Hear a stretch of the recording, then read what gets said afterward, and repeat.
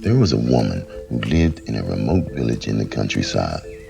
Every evening, she took her dog for a walk in the forest. One evening, they strayed off the path and came to an area that was completely unfamiliar to her. From a distance, she saw the old ruins of a stone wall, and there was something green on it. As she walked closer to the wall, she was able to make out a message written in ghastly green layers of glowing slime. It read, "Do not go to the magic castle at midnight." She heard rumors about a magic castle in the forest. The villagers told scary stories about the castle and claimed it was haunted. The woman was very curious and wondered what could be in the castle. Why would someone write a message warning people not to go there? Her curiosity got the better of her, and she decided to go to the castle that very night. Shortly before midnight, the woman arrived in a clearing in the woods. In front of her stood the magic castle. It looked old, uninhabited, and dilapidated. Even from the outside, it smelled of damp, mold, rotting wood. And on the door, there was another message in green, slimy letters. It read, "Do not enter." She reached out and touched the front door. It opened with a loud, ominous creak. The woman walked into the hallway. On the floor, she saw a painting of a gruesome red skull. Beside it, in green, slimy letters, was the message, "Do not go one step further." The woman was overcome by curiosity and paid no attention to the warning. She just kept right walking until she came to a staircase that led to the next level. On the bottom step, there was another warning sign, written in the same green, slimy letters. It read, "Do not go up the stairs." Naturally, the woman paid no heed to the warning and started to walk up the stairs. The steps were made of wood and they creaked terribly at every footfall. When she reached the top, the woman found herself in front of a large oak door. There was yet another warning on it, written in the same green slime.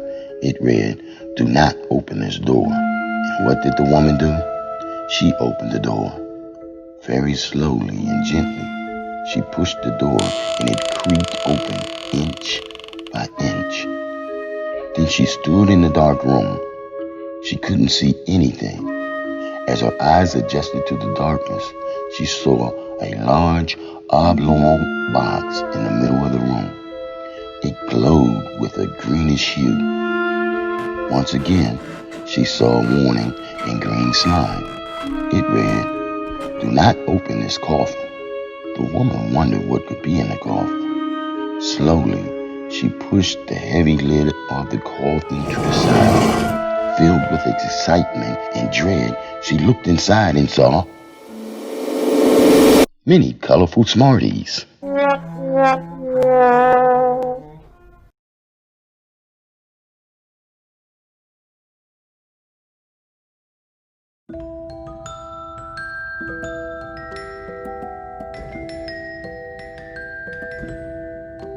There is a story told in Troy and Albany about a couple returning home from a trip to New England.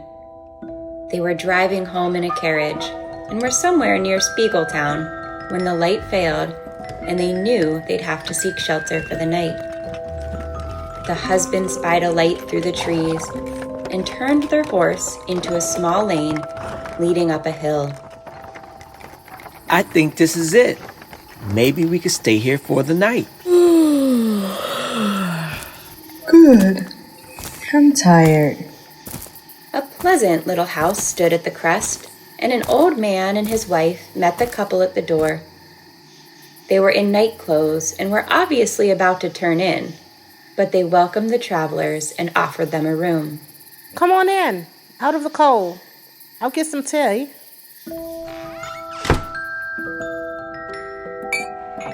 The old woman bustled about making tea and offering freshly baked cakes.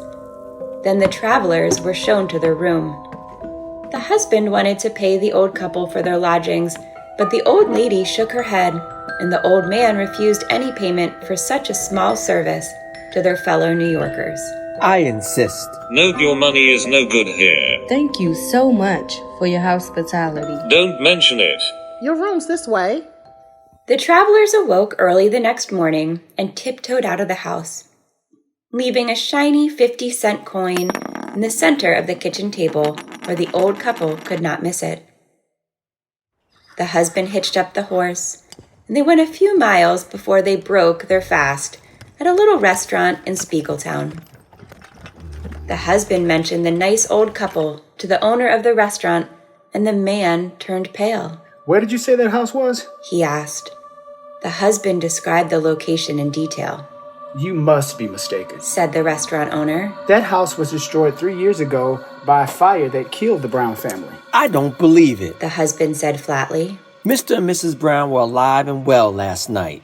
After debating for a few more minutes, the couple and the restaurant owner drove the carriage back out of town towards the old brown place. They turned into the lane, which was overgrown with weeds, and climbed the hill to the crest. There, they found a burned-out shell of a house that had obviously not sheltered anyone for a long time. I must have missed the track. Said the husband. And then his wife gave a terrified scream and fainted in his arms. As he caught her, the husband looked into the ruin and saw a burnt table with a shiny 50-cent piece lying in the center.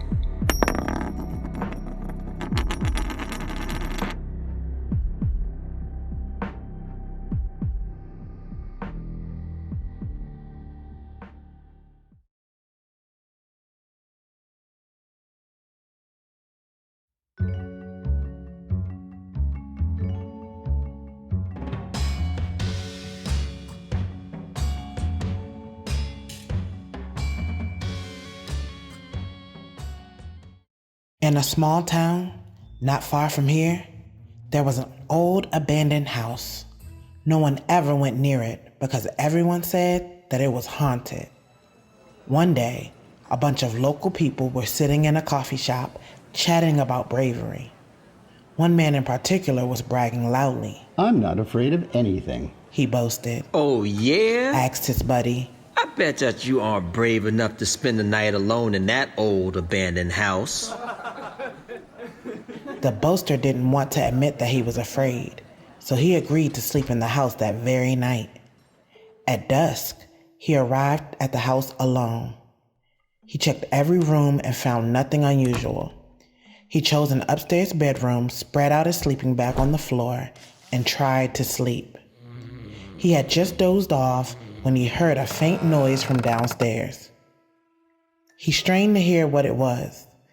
It sounded like someone moaning these words. I am the ghost of the bloody finger. I am in the hole. The man told himself that he was just imagining things. It must be the wind, he thought. But then he heard a bit louder. I am the ghost of the bloody finger. I am at the bottom of the stairs. My imagination is running wild, thought the man. I'm just going to go to sleep, and soon it will be morning. But then he heard even louder.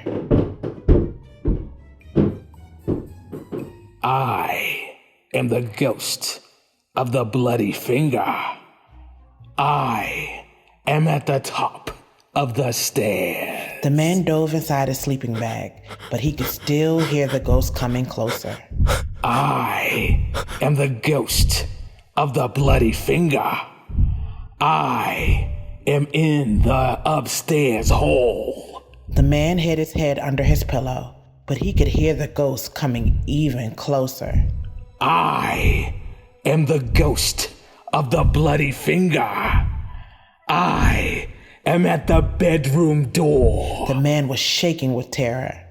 The door creaked open.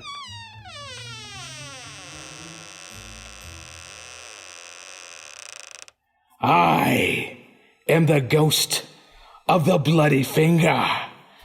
I am in the bedroom. The ghost paused in the doorway. Please, don't hurt me. Please. I am the ghost of the bloody finger.